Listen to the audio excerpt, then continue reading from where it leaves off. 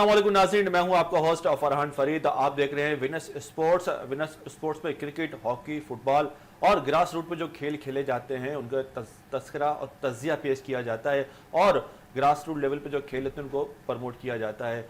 पाकिस्तान और इंग्लैंड के दरमियान कल पहला टेस्ट मैच हेडिंगले में खेला गया लीड्स के अंदर, जहां पाकिस्तान की टीम पूरी टीम 171 रन बना के आउट हो गई और पाकिस्तान की तरफ से अब्दुल्ला शफीक सबसे कामयाब बल्लेबाज जो 61 रन बनाने में कामयाब हुए, जबकि इमामुल हक 42 रन बना के एक बाहर जाते वाली गेंद को शरारत करते हुए स्लिप में कैच दे बैठे और पाकिस्तान की 117 पे एक वक्त में 2 खिलाड़ी आउट हुए थे और फिर 171 पे क्या हुआ कि पूरी टीम पैवेलियन चली गई।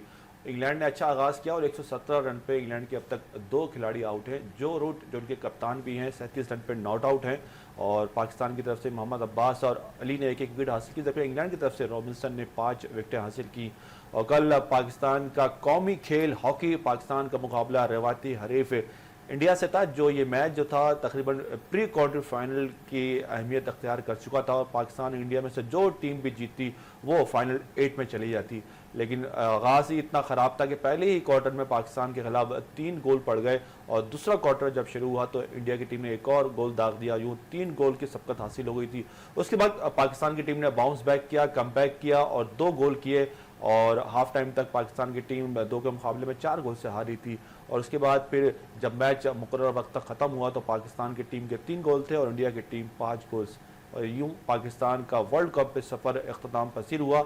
अब देखना यह है कि पाकिस्तान की टीम वर्ल्ड कप में कौन सी पोजीशन लेके वापस आती है, क्या 9वीं और 10वीं पोजीशन का मैच पाकिस्तान खेलती है या फिर आखिरी नंबरों पे आती है।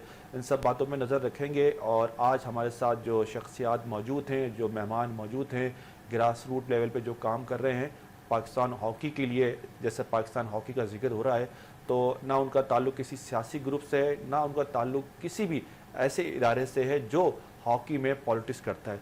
खालिसतन वो ग्रास रूट की हॉकी को फ़रोग़ देने के लिए आए थे। उनसे पूछेंगे कि वो किस लिए आए थे, क्या इनके इदारे का नाम है। हमारे साथ मौजूद हैं PIH के बानी सेक्रेटरी जनरल भी हैं और रूहे रवा भी हैं, प्रोफेसर राव जावेद इकबाल साहब। अस्सलाम वालेकुम जावेद भाई, कैसे हैं? कैसे हैं आप? ठीक ठाक हैं? और उनके साथ एक और मशहूर मारूफ शख्सियत मौजूद हैं जो कि रिटायर हुए हाल ही में नेशनल बैंक ऑफ पाकिस्तान से। स्पोर्ट्स से काफ़ी गहरा लगाव है और सदर भी हैं PIH के और हॉकी से गहरा ताल्लुक भी रहा है। हॉकी खुद भी हॉकी के प्लेयर भी रह चुके हैं और इनकी जर्नी भी पता करेंगे, बड़ी इंटरेस्टिंग जर्नी है इनकी। हमारे साथ मौजूद है जाहिद शाह साहब। अस्सलाम वालेकुम जाहिद भाई। वालेकुम सलाम। कैसे हैं आप? ठीक ठाक है? आप सुनाइए। राव जावेद इकबाल साहब, कल पाकिस्तान की टीम, जैसे कि लोगों ने कहा था कि पाकिस्तान की टीम का जीतना बहुत मुश्किल है, लेकिन एक नई होप, एक नया ताज़ा मैच होता है। पाकिस्तान की कौम को हर दफ़ा ये उम्मीद होती है कि पाकिस्तान की टीम इस दफ़ा शायद इंडिया को हरा दे और पाकिस्तान अगले फाइनल 8 के लिए पहुँच जाए। कल का मैच कैसा लगा आपको? देखिए, पहली चीज़ तो जो समझने वाली ये है कि हमारा एक जज्बाती ताल्लुक़ इंडिया से बनता है। इंडिया से चाहे क्रिकेट का मैच हो, हॉकी का मैच हो या किसी और खेल से, हम जज्बात की उस इंतहा पे पहुंच जाते हैं कि हमने हर सूरत जीतना ही जीतना है। इंडिया की हॉकी की तारीख़ अगर आप देखें तो जैसे हमारी बड़ी एक रिच तारीख़ है, इंडिया भी एक बड़ी रिच तारीख़ के साथ मौजूद है जी।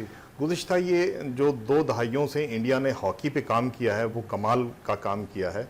मैं सिर्फ एक सूबे की बात कर रहा हूँ, हरियाणा सूबे में तकरीबन कोई 500 से ज़ायद हॉकी एकेडमीज़ मौजूद हैं। अच्छा, हरियाणा सूबे के अंदर टोटल जो एकेडमीज़ की तादाद जो मेरी मालूमात में वो 860 के लगभग इंडिया में एकेडमी काम कर रही हैं।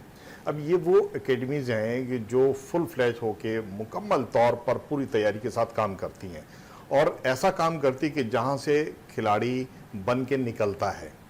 जब ऐसी सूरत हाल हो और फिर आपको पता है कि ओलंपियन शेर खान के जो प्लेयर भी रहे हैं और असम्बली के मेंबर भी रहे हैं, उन्होंने ये सारा बीड़ा उठाया था और उन्होंने एक नई रूह फूंक दी इंडिया की हॉकी में। फिर इंडिया ने हॉकी को बाकायदा कमर्शलाइज किया। आपने देखा कि 2 वर्ल्ड कप हुए, जूनियर कप वहाँ इंडिया में हुआ और बड़ी लीग हुई, उन्होंने एक लीग भी करवाई और बड़ा एक काम वो हॉकी पे कर रहे हैं। उसके मुकाबले में अगर हम पाकिस्तान हॉकी का जायज़ा लें तो पिछले 20 साल से तकरीबन 3 दहाइयाँ 30 साल ये 30 साल का दौरानिया ऐसा है जिसमें हम पस्ती में गिरते चले गए, मुस्तकिल गिरते चले गए।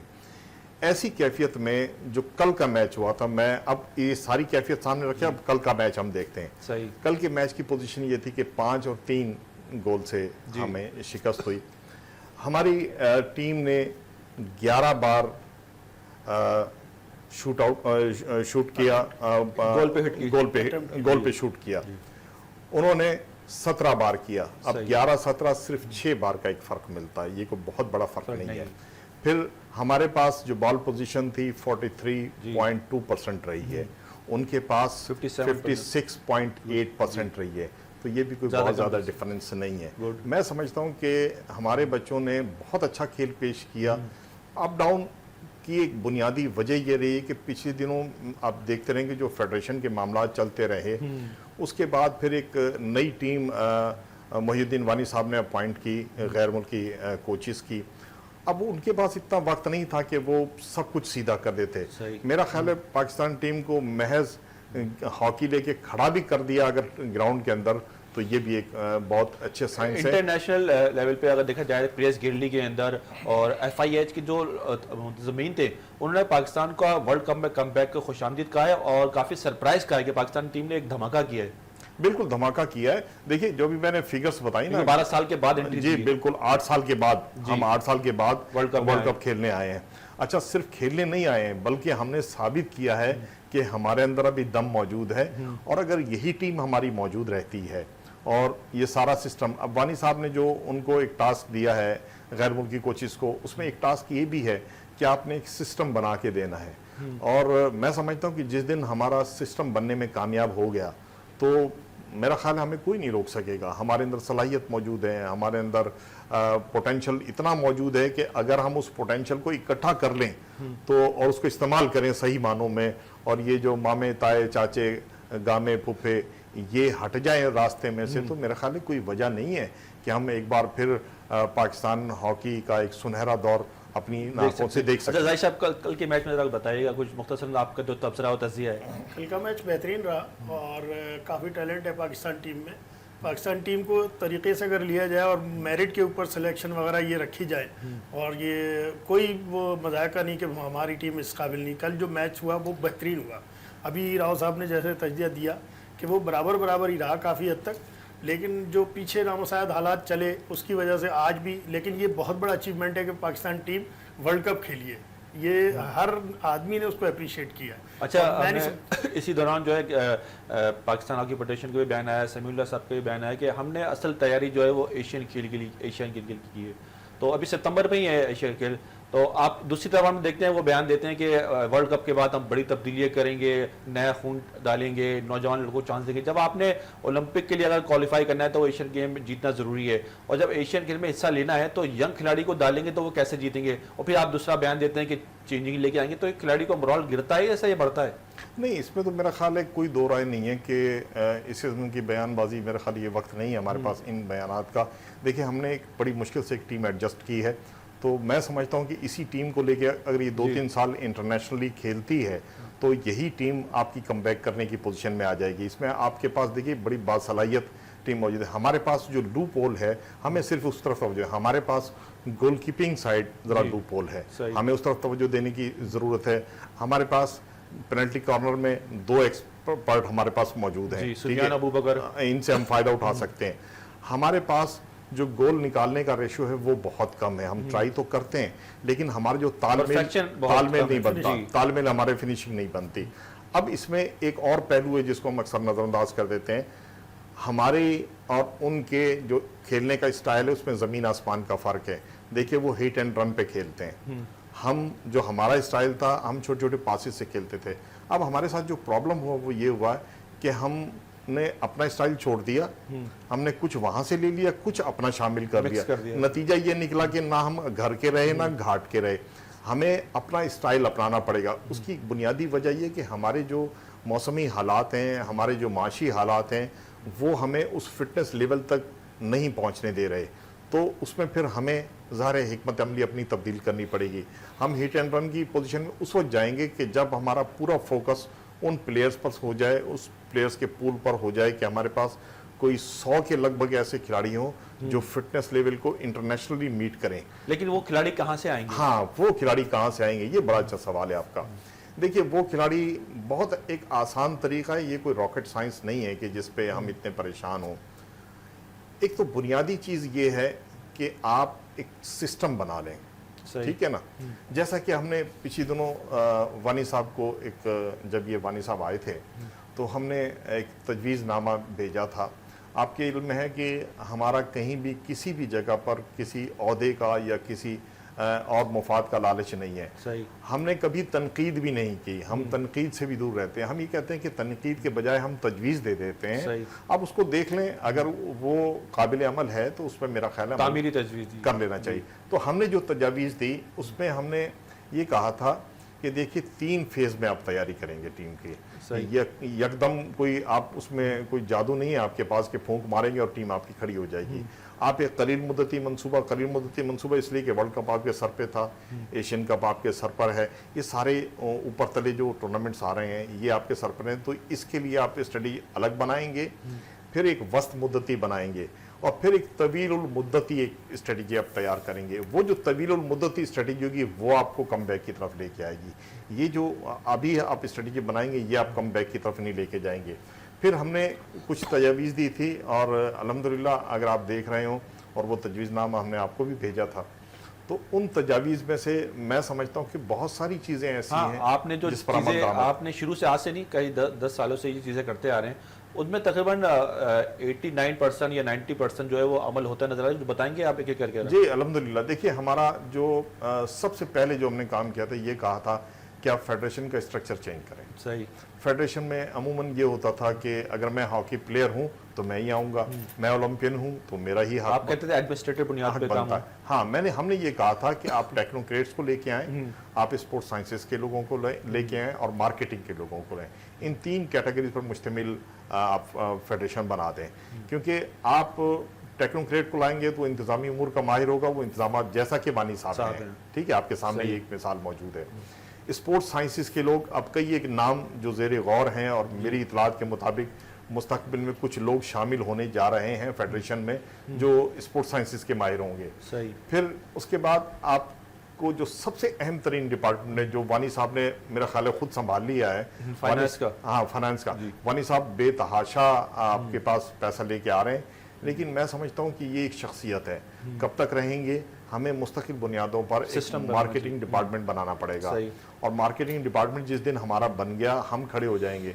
हम हर इवेंट से पहले हम हुकूमत के पास जाते हैं, उनसे पैसे मांगते हैं। कब तक मांगेंगे, कितने दिन मांगेंगे? तो आप दुनिया भर में जाके देखें, छोटा सा क्लब भी होगा तो वो खिलाड़ी खरीदता है। सही। हम खिलाड़ी खरीदते नहीं, हम तो खिलाड़ी से पैसे मांगते हैं। तो उल्टा काम है हमारा। तो मैं समझता हूँ एक तो ये हमारा सिलसिला होना चाहिए और ये अल्लाह का शुक्र है हमारी इसी तजवीज़ पे अमल। बोलते थे वो भी काम शुरू नजर आ रहा है जी, उस पर मैं बताने लगा हूँ कि हमने जो तजावीज़ दी थी, हमने टैलेंट हंट प्रोग्राम का कहा था कि आप टैलेंट हंट प्रोग्राम शुरू करें, वो शुरू कर दिया है। नोमान जाकिर को ये ड्यूटी दी है, अदनान जाकिर को ये जिम्मेदारी दी है, नोमान के भाई अदनान को। तो अदनान की जिम्मेदारी है कि वो अब टैलेंट को तलाश करेंगे और उसे ग्रूम करवाएंगे।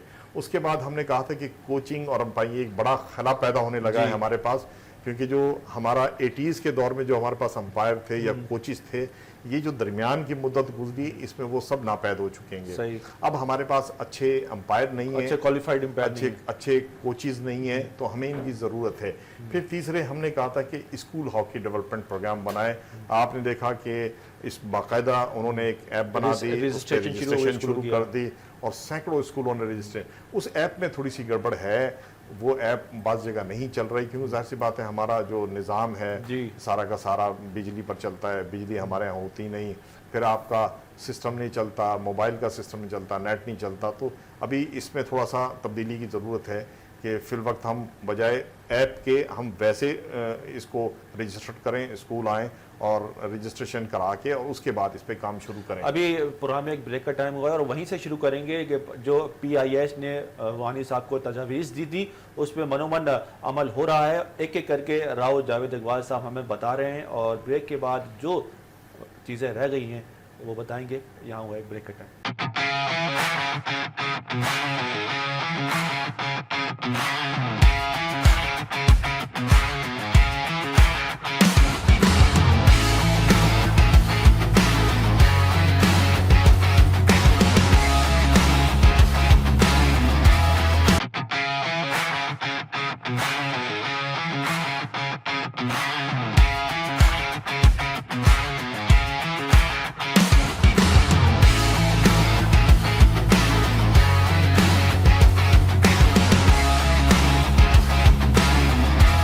वेलकम बैक नाज़रीन, एक बार फिर आपकी खिदमत में हाजिर हैं और प्रोफेसर राव जावेद इकबाल साहब जो तजावीज़ दी थी पाकिस्तान हॉकी फेडरेशन को, वानी साहब को जो खतूत लिखे थे उसमें जो तजावीज़ दी थी वो अमल होते हुए नज़र आ रहा है और एक एक करके बता भी रहे हैं। जी राव साहब।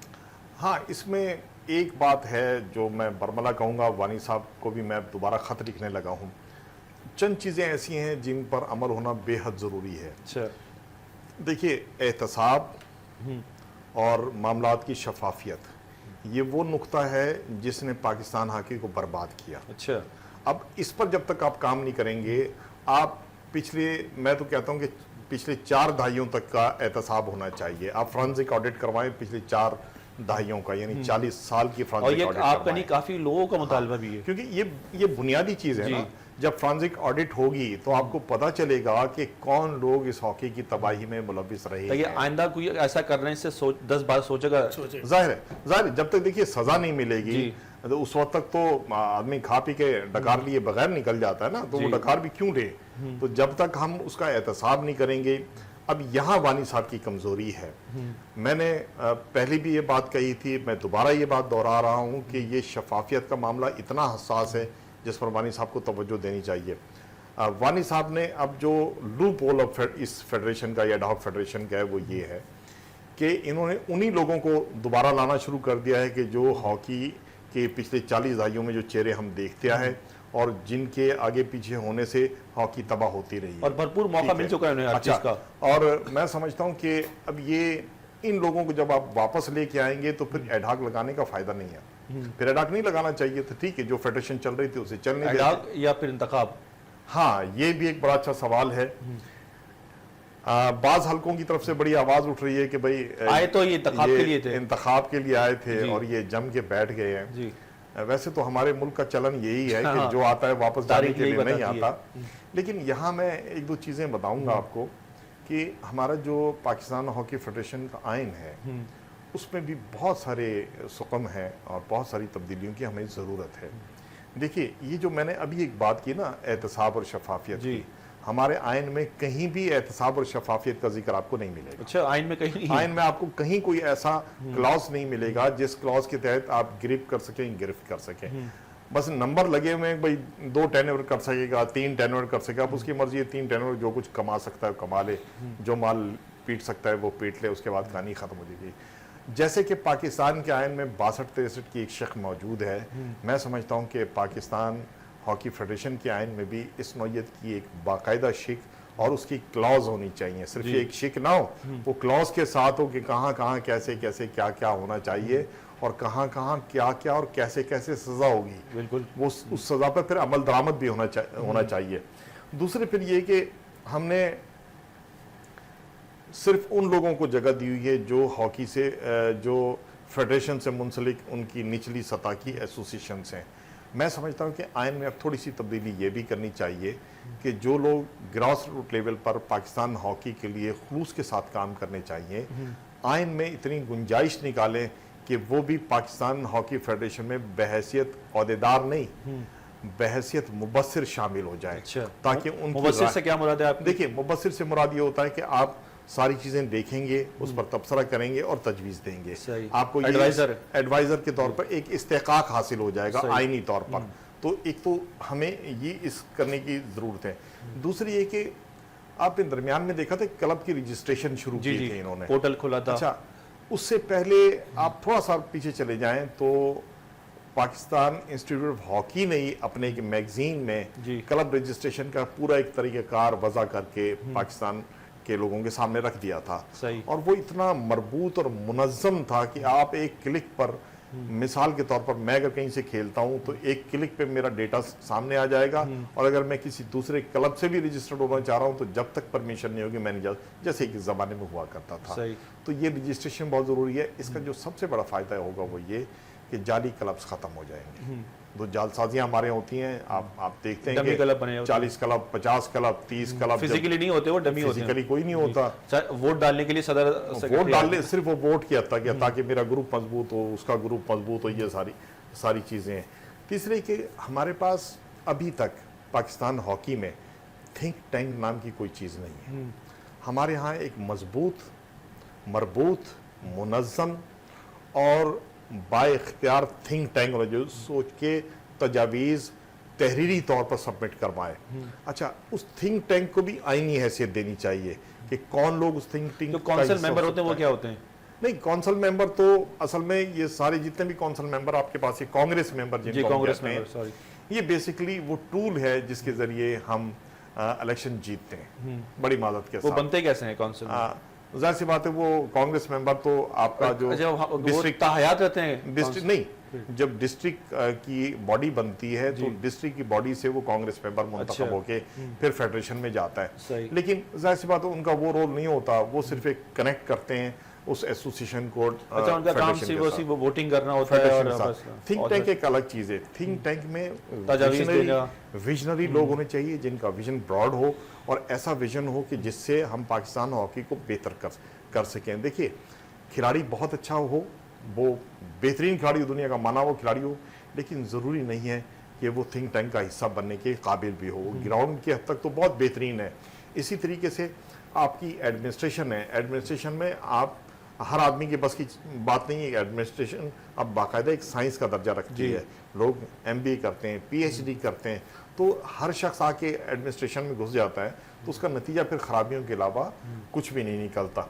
फिर हमारे पास आपके एक ज़माने में याद होगा कि ज़िले के बाद डिवीज़न की बॉडी होती थी। देखिए, हॉकी के फ़रोग के लिए ये एक स्ट्रक्चर बनाना बहुत ज़रूरी है।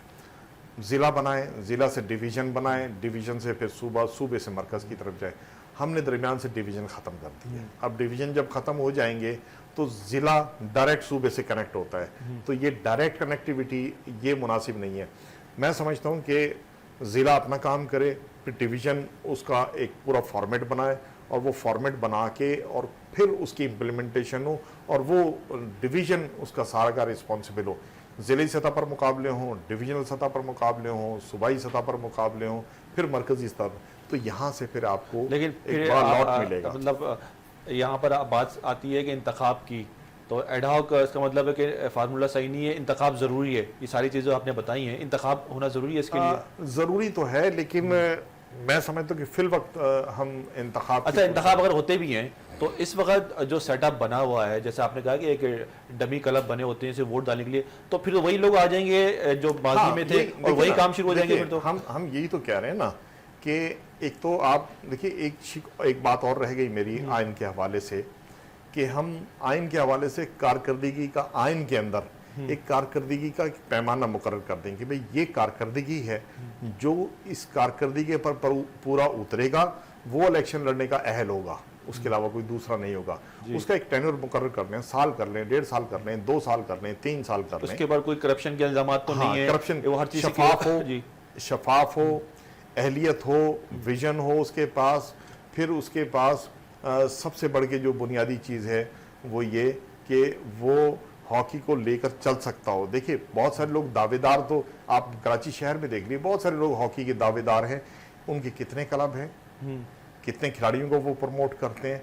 मैं आपको एक मिसाल दूं, मैंने पिछले दिनों एक लिस्ट बनाई, हमारे पास कराची शहर में कोई 68 के लगभग पाकिस्तान के इंटरनेशनल ओलंपियन मौजूद है, जिसमें मेरा ख्याल है कोई 26 अफराद जो वो अल्लाह को प्यारे हो गए, जो साबिकीन थे हमारे। अब 26 उसमें से हम माइनस कर दें, ठीक है, 40-45 लोग अभी भी आप 35 ले लें। 35 अगर ओलंपियन और इंटरनेशनल ये सब माशाल्लाह साहिब हैसियत हैं, अगर एक एक क्लब को ऑन कर लें, एक क्लब को, 35 क्लब आपके खड़े हो जाते हैं, 35 क्लब आपके फाल हो जाते हैं, 35 क्लब आपके पाकिस्तान हॉकी को एक अच्छा पूल देने के काबिल हो जाते हैं। फिर चलें, फिल वक्त 35 क्लब को भी छोड़ दीजिए, एक खिलाड़ी एक प्लेयर, एक ओलंपियन एक प्लेयर, एक इंटरनेशनल खिलाड़ी एक खिलाड़ी। अगर एक आदमी सिर्फ एक खिलाड़ी को ही ऑन कर ले, 35 वो खिलाड़ी बन जाते हैं जिनको बराह रास्त उस ओलंपियन या उस इंटरनेशनल खिलाड़ी की माली, मुआशी और टेक्निकल जो सहूलतें होंगी वो मिलेगी और उसको वहाँ से बराह रास्त कोचिंग मिलेगी। देखिए, उन्होंने जो ज़माना अपना गुजारा है, क्या वो अपने जैसा एक शख्स बना के नहीं दे सकते इसको? आप क्या समझते हैं कि इस वक्त अगर ये सब कोचिंग शुरू हो जाए हर इंटरनेशनल, तो कराची की बात कर रहा हूँ, कराची के अंदर इतने खिलाड़ी हैं कि इतने क्लब, 20 क्लब भी खड़े हो सकते हैं? मेरा ख्याल है थोड़ा सा वक्त लगेगा, सही, अभी नहीं है। मैं अभी इस पोजीशन में मतलब मैं स्कूल हॉकी शुरू करें, आप ग्रास स्कूल रूट हॉकी शुरू करें, ग्रास एकेडमी से कोई फायदा है? जो एकेडमी फायदा है, देखिए एकेडमीज का फायदा ये होता है कि एकेडमीज में आप उन बच्चों को प्रमोट करते हैं, उनको टूल्स फराहम करते हैं। सही। देखिए स्कूल में अब वो पहले वाली पोजीशन नहीं है कि बाकायदा वो फंड आता था, अब पैसे नहीं आते जैसे पहले एक ज़माने में आया करते थे। तो पैसों की कमी है वहाँ स्कूलों में, स्कूलों के दूसरे मसाइल भी होते हैं। अच्छा, फिर दूसरे आप क्लब की तरफ आएंगे तो टूल्स इतना महंगा है कि क्लब में तो खुद खरीदना पड़ता है। क्लब में गोलकीपर की किट कितने की होगी अभी कोई? मैं समझता हूँ कि 30,000, 25,000, 26,000 की सबसे कम एक अच्छी हॉकी अच्छा। है। सबसे कम हॉकी लेंगे तो आप 5-6 हज़ार से कम नहीं ले सकते। हॉकी 5-6 हज़ार की एक हॉकी आएगी। फिर आपको ज़ारे ट्रफ पे खेलेंगे तो जूता अच्छा चाहिए आपको, जूता भी 8-10 हज़ार का आपको जूता चाहिए। अब मुझे ये बताइए, एक मुतवसत तबके का आदमी जबकि माशी हालात पूरे मुल्क की बिगड़ी हुई है, वो कैसे बच्चे को हॉकी खिलाएगा? तो उसके लिए ज़रूरी है कि अकेडमी और कोई फ्यूचर भी नज़र नहीं आ रहा आगे कोई फ्यूचर भी नहीं है। अच्छा जाहिर साहब, आप बताएं कि ये क्लब हॉकी या डिवीज़न पे हॉकी जो है वो किस तरह से शुरू होगी और PIH इस पर किस तरह काम करेगा? क्लब हॉकी जो है वो डिपार्टमेंटल से मशरूत है। डिपार्टमेंटल अगर जैसे पहले भी डिपार्टमेंटल ही हॉकी चलती थी तो लोग जॉब्स मिलती थी, फिर उसमें जब आदमी अपना घर का हिसाब किताब चलाएगा तो फिर हॉकी खेलेगा ना। सही। जब तक वो अपना ही हिसाब किताब नहीं उसका होता तो वो कहाँ हॉकी खेलेगा? तो क्लब हॉकी में ये कि क्लब हॉकी जो हुकूमत और फेडरेशन मिलकर वो भी करे और डिपार्टमेंटल इसको स्टार्ट करे, वहाँ पर क्लब हॉकी इम्प्रूव होगी और आपके क्लब्स उसमें। तो डिपार्टमेंटल हॉकी हमने जमाली साहब ने जब अल्लाह उनको जन्नत नसीब करे, उन्होंने ऐलान किया था, नहीं हो सका। शहबाज शरीफ साहब ने जब एडॉक में थे, जब आके ऐलान किया कि अब वो फिर गवर्नमेंट में भी आए, तो उन्होंने ऐलाना ज़रूर किए। हमने देखा कि बड़े बड़े जो डिपार्टमेंट होते थे, PIA, हबीब बैंक, नेशनल बैंक, MCB, मतलब इन लोगों ने, बल्कि नीचे दर्जे पे भी देखा जाए तो वाटर बोर्ड, KDA, ये हाउस बिल्डिंग, ये भी अब तक फाल नहीं हुए। मतलब फिर आप किस तरह से क्लब चलाएंगे? आपने कहा ये इनसे मंसलिक है, अगर ये नहीं होंगे तो क्लब कैसे चलेगा? तो डिपार्टमेंट तो है ही नहीं, अब क्लब कैसे चलेगा? नहीं, वही है कि जो पहले कौन करेगा इस पे काम? इस पे गवर्नमेंट करेगी काम और फेडरेशन करेगी। वानी साहब तो गवर्नमेंट से मुंसलिक है, बस फेडरेशन ही करेगी इस पे काम। अगर फेडरेशन इस पे प्रॉपर काम करेगी तो ये हॉकी इम्प्रूव सर होगी। मैं इनकी बात को आगे बढ़ा दूं। देखिए ऐलान कोई चीज़ नहीं होता, मैं 10 तरह के ऐलान करके यहाँ चला जाऊँ, लेकिन जब नोटिफिकेशन अमल ना हो और अमल गवर्नमेंट करवा सकती है अगर संजीदा हो जाए। वो कहते हैं डिपार्टमेंट हमारे पास, तो फंड कौन देगा? नहीं, फंड्स के पास देखिए बहुत सारे जराए हैं, ये कोई तमरे आप डिपार्टमेंट्स की पोजीशन देखें, डिपार्टमेंट इतना कमा रहे हैं और ये तो बाकायदा एक लॉ बना हुआ है कि आपने हर कमाई में से इतना % आपके ने जो मुआशरे की फलाह एक ज़माने के लिए रखना है। पाकिस्तान हॉकी फेडरेशन को स्पॉन्सर करती थी, नेशनल बैंक स्पॉन्सर करती थी, तो अच्छा, नेशनल बैंक आपको स्पॉन्सर वगैरह कुछ नहीं करती है? नहीं, नेशनल बैंक स्पॉन्सर कर रही है अभी भी, लेकिन वो चीज़ नहीं रही जो पहले इकबाल साहब होते थे जब CSR चलता था। नेशनल बैंक उसमें बहुत कंट्रीब्यूट करता था, तो नेशनल बैंक तो तमाम स्पोर्ट्स को करता था। इकबाल साहब के दौर में तो बहुत ज़्यादा कंट्रीब्यूशन रही और उसी में ही हम लोग भी, हमारे पास भी काफ़ी हो रहा, बच्चे बहुत हमारे एकेडमीज वो रही, तो नेशनल बैंक करता है। इसी हिसाब से जैसे अभी बात हो रही थी कि एक % है, अगर आप नॉमिनल % भी लगा दें ना, तो डिपार्टमेंट्स के इतनी प्रॉफिट होते हैं। जैसे बड़े बड़े डिपार्टमेंट OGDC ले लें, नेशनल बैंक ले लें, हबीब बैंक ले लें, ABL, इस तरह जैसे पहले डिपार्टमेंटल टीमें खेल रही होती थी, ये भी अगर अपना एक 5% या 2% भी लगा दें तो कहीं के कहीं उसमें वो सपोर्ट हो जाएगी। और अगर इनके पास पैसा नहीं है तो ये रोजाना हर तीसरे दिन आप किसी न किसी मोहल्ले में नई ब्रांच खुलते हुए देखते हैं, नया इदारा खुलते हुए देखते हैं, नए बिजनेस के पॉइंट्स खुलते हुए देखते हैं, आप शॉपिंग मॉल खुलते हुए देखते हैं। पैसा है तो ये बिल्कुल सही कहा, पैसा है तो कहीं लगता है। हमने इन्हीं इदारों को क्रिकेट के अंदर करोड़ों रुपए की स्पॉन्सरशिप देते हुए देखा है। पाकिस्तान PSL के अंदर हमने अरबों रुपए का स्पॉन्सर आते हुए देखा है कि अगर क्रिकेट में आ सकता है तो कौमी खेल हॉकी में क्यों नहीं आ सकता। और यहाँ हुआ ब्रेक के टाइम, ब्रेक के बाद हम राव जावेद इकबाल साहब से ये पूछेंगे कि PIH है क्या, इसका क़याम वजूद में कब आया, क्या इसके मकासद थे। यहाँ हुआ ब्रेक का टाइम और ब्रेक के बाद फिर हाजिर होते हैं।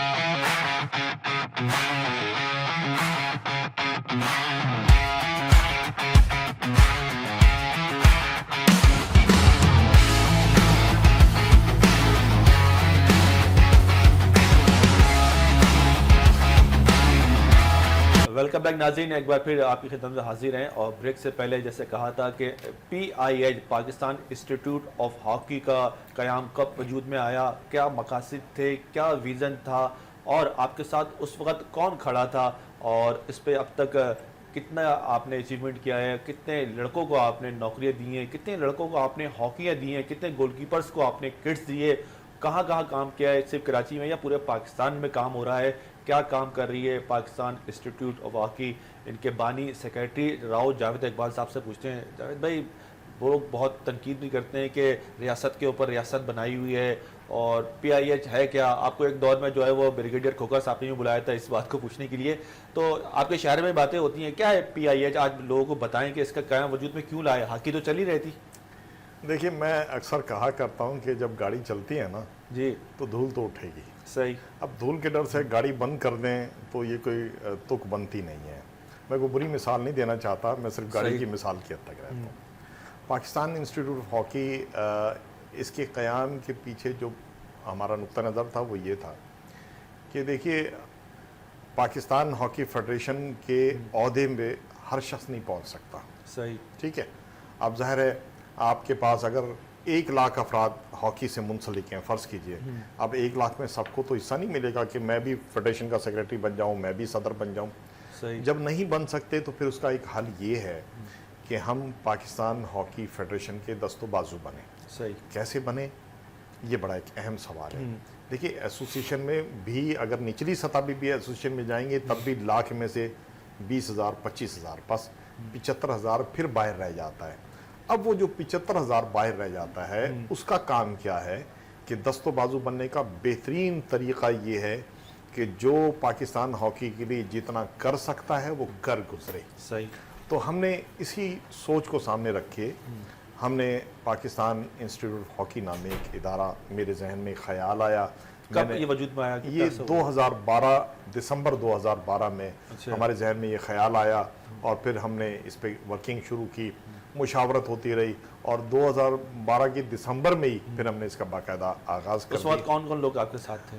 उस वक्त वो कहते हैं ना कि मैं अकेला ही चला था जानिब मंजिल, मगर लोग आते गए और कारवां बनता चला गया। मेरे बाद हमारे जो फाउंडर मेंबर्स में जो लोग शामिल होते हैं उनमें हमारे जाहिद साहब मौजूद हैं, हमारे मेजर अमीन नासिर साहब हैं जो हमारे DG ऑपरेशंस हैं, हमारे पास सैयद इम्तियाजुल हसन उर्फ खालू मौजूद हैं जी। ये हमारे बुनियादी अरकान में शामिल। जुनैद अहमद खान साहब भी आपके ऑपरेशन? नहीं, जुनैद अहमद खान बाद में आए। अच्छा। जी, जुनैद अहमद खान बहुत बाद में शामिल हुए हैं। ये बानियों में से तो जो आपने नाम बताया। जी, ये 3-4 अफराद हमारे बानियों में से हैं। सही। ये इब्तदाई दौर के हमारे साथी हैं, यानी जो पहली आवाज़ मैंने लगाई तो उस पर लब्बैक किया नहीं। एक और शख्सियत जिसका नाम लेना मैं ज़रूरी समझूंगा कि जिसने मेरी हर कदम पे रहनुमाई भी की, मेरा साथ भी दिया और जब मुश्किल पड़ा तो मेरे लिए शेल्टर का काम भी किया, वो हैं गुलफराज अहमद खान। Chairman Karachi acquisition. सबसे पहली मुशावरत मेरी गुलफराज अहमद खान से थी। उन्होंने बड़ा एक खूबसूरत जुमला कहा था, मुझे आज तक याद है। वो कहने लगे कि ये मगरमच्छों की दुनिया है, सोच के कदम रखना। अच्छा। मैंने ये बात ये कि हमने कमाने के लिए तो जाना नहीं, खाने के लिए तो जाना नहीं, कुछ लेने के लिए तो जाना नहीं, सही। हमसे जो हो सकेगा कर गुजरेंगे। अगर मगरमच्छों ने हमें खा लिया तो बात ख़त्म कर देंगे, सही। इतना बड़ा कोई मसला नहीं है। आज वो भी एतराफ़ करते हैं हमारी इन काविशों का और अल्हम्दुलिल्लाह। आपकी अचीवमेंट क्या है अब तक? जी, मैं वो बताने लगा हूँ। 2012 से हमने जो ये सफ़र शुरू किया, हमने कराची में एकेडमी बनाई, पंजाब के कोई 9 अजला में हमने एकेडमी बनाई, फिर एक एकेडमी हमारी सियासत की नज़र पंजाब में हुई, हमने दादू शहर में एकेडमी बनाई। अच्छा। हम बहुत सारी जगहों पर गए एकेडमी बनाने के लिए। असल में एकेडमी बनाने से मुराद ये नहीं कि हमारे पास कोई तेल का कुआं निकल आया था कि कैसे जनरेट करते हैं आप? हमने वो तेल का कुएं से तेल निकाल के और वो आसान तो हमारे नहीं है। पास कोई वसीला नहीं था। अच्छा। सफ़र हम अपनी जेब से करते थे, खाना अपनी जेब का खाते थे, हर चीज़ अपनी जेब की थी।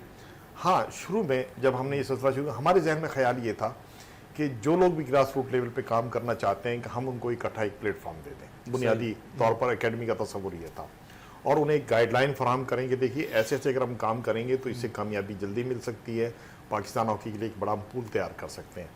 हमने फिर कुछ और दोस्तों ने साथ दिया, नेशनल बैंक ने हमारा बहुत साथ दिया। उमर एसोसिएट्स नदीम उमर भाई ने हमारा बहुत साथ दिया। एटलस होंडा ने हमारा साथ दिया। हिल्टन फार्मा ने हमारा साथ दिया। और बहुत सारे जो लोगों ने भी इनफरादी सतह पर भी हमारे साथ दिए। लेकिन जो बुनियादी तौर पर जो फराहमी थी पैसों की, वो हमारी टीम बनी, हमने जो एक टीम बनाई, अहदेदार बनाए, हम उनकी जेब से ही निकालते थे।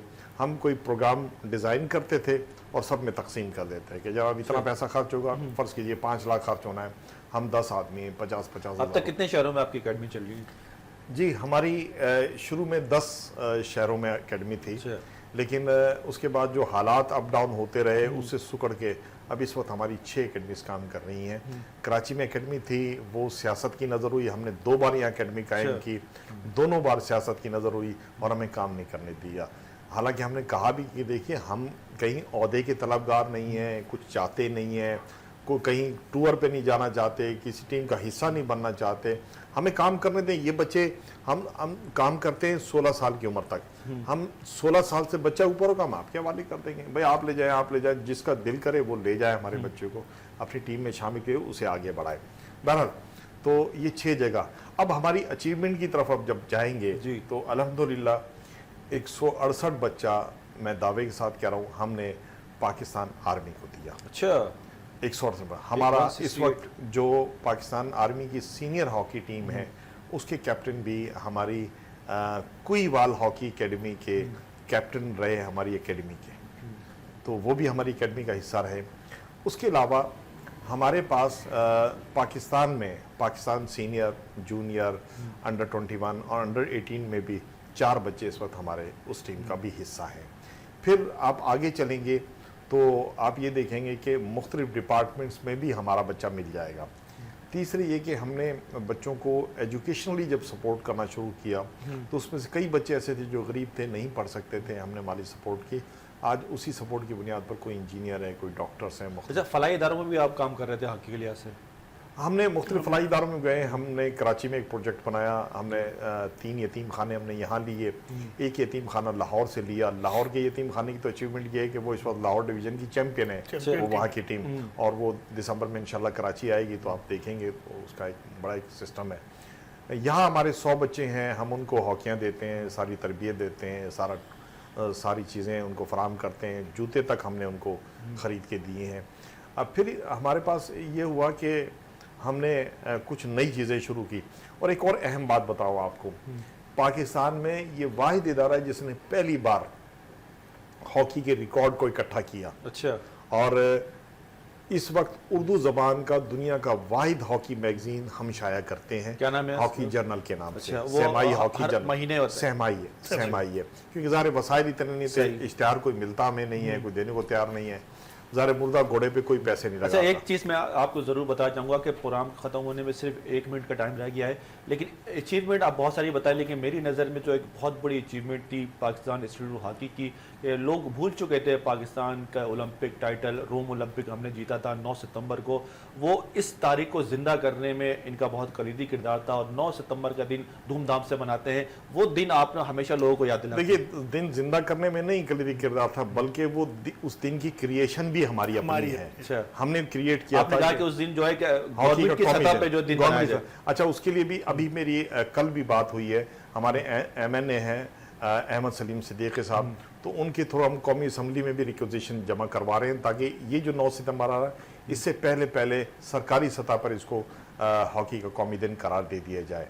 और हमारी तो ख्वाहिश है पाकिस्तान हॉकी फेडरेशन इस दिन को मनाए और हम उसका मामन का किरदार अदा करते हुए हम उसकी हिदायत के मुताबिक मनाएं। टाइम खत्म हो चुका है, कुछ मैसेज देना चाहेंगे ज़ाहिर साहब? मेरा मैसेज सिर्फ यही है कि डिपार्टमेंटल हॉकी स्टार्ट हो और मेरिट के ऊपर उसको करें।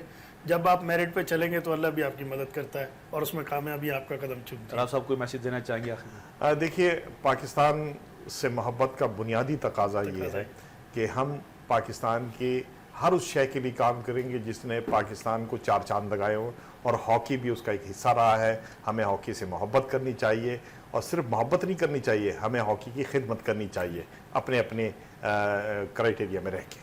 तो नाज़रीन, सुना आपने, बहुत शुक्रिया राव जावेद आपका, जाहिद साहब आपका, नाज़रीन, आपने सुना कि जिस अंदाज से पाकिस्तान इंस्टीट्यूट ऑफ हॉकी काम कर रहा है, हॉकी की खिदमत कर रहा है, और उम्मीद करते हैं कि ये जो 9 सितंबर का दिन आ रहा है, तमाम पूरे मुल्क पाकिस्तान गवर्नमेंट सतह पे एक यादगारी दिन बनाए और गवर्नमेंट सतह पे उस दिन को उजागर करे, हमारे हीरोज़ को जमा करे और हमारे बच्चों को बताए, ताकि एक मोटिवेशन हो, एक जनरेशन हो और एक दफ़ा फिर हॉकी हमारे मुल्क में ज़िंदा हो। ये था हमारा आज का प्रोग्राम। ज़िंदगी ने वफ़ा की तो कल आपकी खिदमत में ज़रूर हाजिर होंगे।